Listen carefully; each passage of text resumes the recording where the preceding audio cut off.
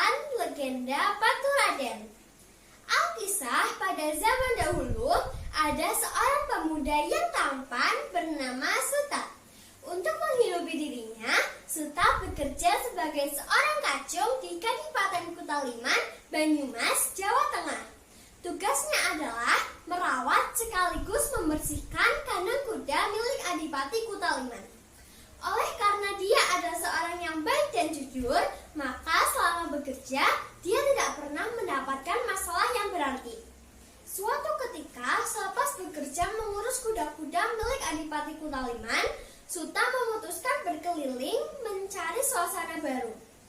Namun, karena wilayah kadipaten yang sangat luas, maka dia hanya dapat mencapai satu lokasi saja. Keesokan harinya diulangi lagi perjalanan menuju ke lokasi lain. Begitu seterusnya hingga hampir seluruh wilayah Kadipaten Kutaliman berhasil didatangi. Pada perjalanan yang terakhir, Suta mendengar cerita seorang perempuan. Ketika didatangi, tampaklah olehnya ada seekor ular yang sangat besar sedang membuka mulut lebar-lebar dan siap memangsa seorang perempuan yang ada di hadapannya. Meskipun sangat takut, Suta tetap memberanikan diri untuk mendekati sang ular. Dengan berbekal sebilah pedang kusam, dia segera menyabetkannya ke arah tubuh sang ular. Dan setelah sang ular mati, tubuh perempuan itu pun terlepas dengan sendirinya. Dia segera jatuh tergolek dalam keadaan pingsan. Tidak lama kemudian datanglah seorang emban dan langsung membopong perempuan itu ke sisi pendopo. Suta lalu mendekati dan bertanya kepada sang emban, "Siapakah perempuan ini, Bi?"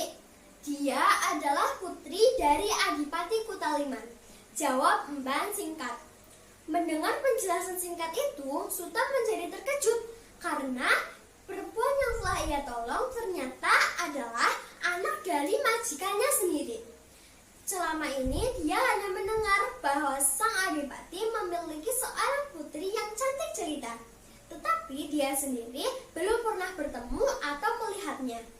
Semenjak peristiwa tersebut, keduanya pun saling bertemu hanya untuk berbincang-bincang santai. Lama-kelamaan keduanya pun memiliki rasa sayang dan cinta. Hingga akhirnya Suta memberanikan diri untuk bertemu pada Adipati Kutaliman dan melamar putri kesayangannya.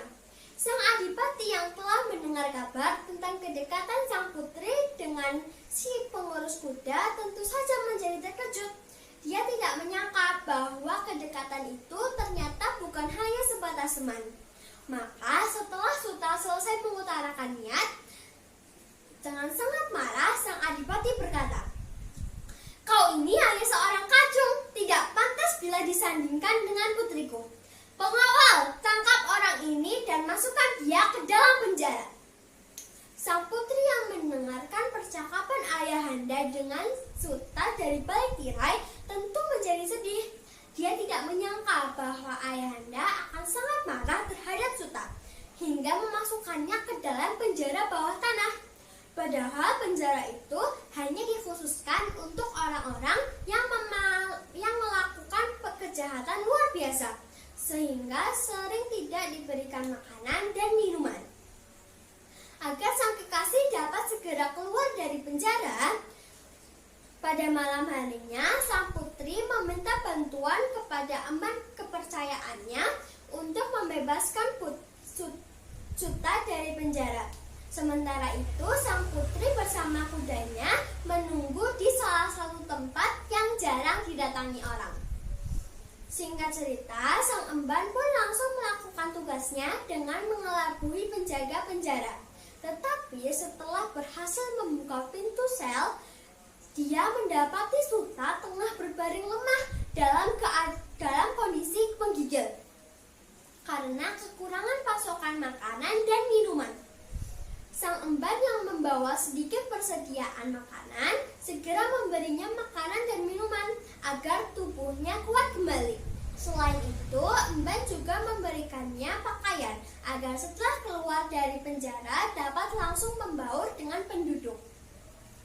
Setelah berpakaian layaknya penduduk kebanyakan, Suta bersama Emban langsung menuju ke arah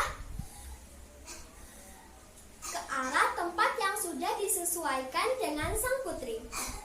Dan setelah bertemu sang putri, mereka langsung menuju ke arah selatan ke lereng Gunung Slamet. Sementara itu, sang Emban kembali ke kediaman Adipati Kutaliman. Keesokan harinya, menjelang tengah hari, mereka memutuskan untuk beristirahat di tepi sebuah sungai. Tempat itu berhawa sejuk dan memiliki panorama yang sangat indah, sehingga membuat sang putri takjub dan ingin menetap di sana. Ternyata Suta pun demikian, dan mereka bersepakat untuk menetap di sana. Dan seiring berjalannya waktu, tempat mereka menetap dan beranak pinak tersebut kemudian diberikan nama Batu Raden. Kata batu berarti batur atau pembantu, dan kata raden berarti bangsawan. Jadi Batu Raden dapat diartikan sebagai tempat menetapnya seorang pembantu dan seorang bangsawan untuk membina rumah tangga yang bahagia hingga akhir hayat. Terima kasih, sekian dari saya. Wassalamualaikum warahmatullahi wabarakatuh.